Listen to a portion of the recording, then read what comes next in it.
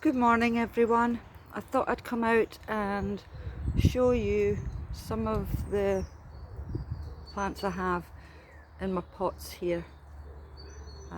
This is a Edgeworthia grandiflora, and it's beautiful and it has a lovely scent. And later on, these leaves that are just starting to pop up will cover the plant. But it's got a lot of interest because I love the colour of the bark and the way it grows, plus the flowers and the scent of the flowers. So that's the Edgeworthia grandiflora. This is an azalea goshiki, I think. No, this is Klondike. This is an azalea called Klondike, and it will have orange blooms on it that are highly scented. Here I planted alliums about 5 years ago, and they just keep coming back. But I wanted to show you this one today in particular, and this is Iris reticulata JS Deet. It's a Dutch iris, and the Deet is spelt D-I-J-T, but I had to look up that pronunciation to get it right. I hope I've got it right. So I bought these. I've potted them up about 4 days ago. They weren't in bloom, and now they're shouting at me saying thank you very much for putting me in some nice compost and a pot. So these will take sun to part shade, and the flowers will die back, and you'll be left with the leaves, which are quite pretty. You don't cut these leaves back, you leave them to just decay themselves. And I could leave it in the pot, but you can then take them and put them in a part of your garden that's not too wet, you know, moist but not too wet. I have clay soil, but there are areas in the garden that I could put this, and they'll come back year after year if they're happy. So I can't walk in the garden because it's just like a sodden mess. It's very squelchy, and there's things I desperately want to do, things that I've bought still in pots, but it gives me time to think about if I want to move things around or reshape my borders. And this is the time of year that you can do that, because very rarely can you get out in the garden, especially in the UK at this time of the year, because it's either frosty, it's got snow on the ground, or it's just wet like this.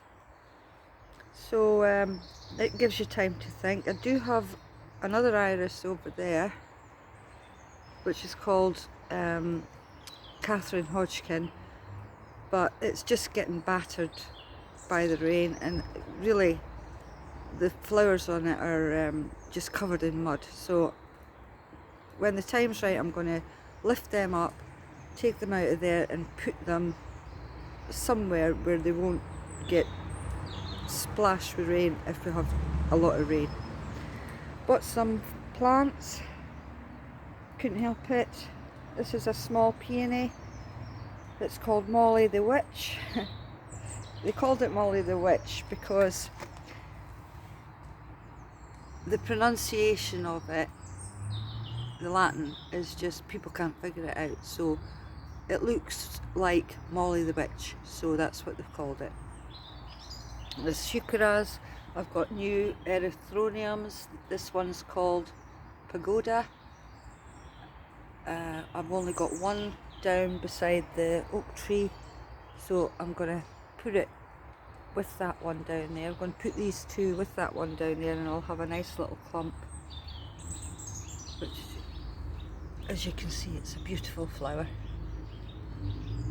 So that's Erythronium Pagoda. These are my snowdrops that I planted. I know they won't flower this year. If you're going to put snowdrop bulbs in the ground from scratch, you most likely won't get flowers. That's the rain on my mind. Flowers in the first year. But when I feel that they're tall enough, strong enough, I'll put them somewhere in the garden to come up next year and flower. This is a Pulmonaria and lots of heucheras. This is a Aronium that I really got for my husband because it's called Super Bowl Sunset. That's it there. I'll show you the picture. Yeah. And they will bloom from spring right to autumn, and they're evergreen. So I have a place for them. I'm going to put them in the front garden. This is more of the Iris reticulata. There are buds ready to pop out. I've got the heucheras. That's the Hedgehog feeding station. So Hedgehog had all the food last night. He's been coming for about 3 weeks because the weather's so mild at night. So he's happy. I have a trail camera, so I catch him coming in at night. They're quite regular, as in time. You could come out now and be out here 8:30 at night, 9 o'clock, and you're guaranteed to see them going into the feeding station. That's how regular in time they are now. They have a routine. Heucheras. Not sure what this is. I knew I had planted something in here. It is coming out. I'm sure they're alliums though, but we'll wait and see. There's only 1, 2, 3. There's only 4 shoots. So that's a bit of a mystery, and it's quite exciting because you just don't or can't remember what you planted. It's interesting to wait and see what turns up. So, know what these are. These are allium bulbs coming out. I bought a new camellia. This is an early flowering camellia. The camellias in the garden that I've got are supposed to be later, but they've they've come into bud early. There's supposed to be a dahlia in there. I'm testing that out to see if it comes back. And these are my crocuses. They'll have orange blooms. I had them covered with bacon grills to stop the squirrel digging them up. But the other day I decided that I'm going to take those grills off. Just didn't want the grill parts to crush the leaves as they were starting to grow. So that's good. That's a good thing. As you can see, it's wet. Wet, wet, wet. And the sun has came out, but it's not looking good for the day. It'll probably rain later on. Everything's just so wet. More standing water, and down at the bottom, right along that edge, it's like a little river of water gone down there to the back. So I'll have to look at drainage, put some more horticultural sand in with compost to try and help with drainage. But it is hard because it is clay soil. But I've been lucky. The plants that I've put in the ground seem to take off.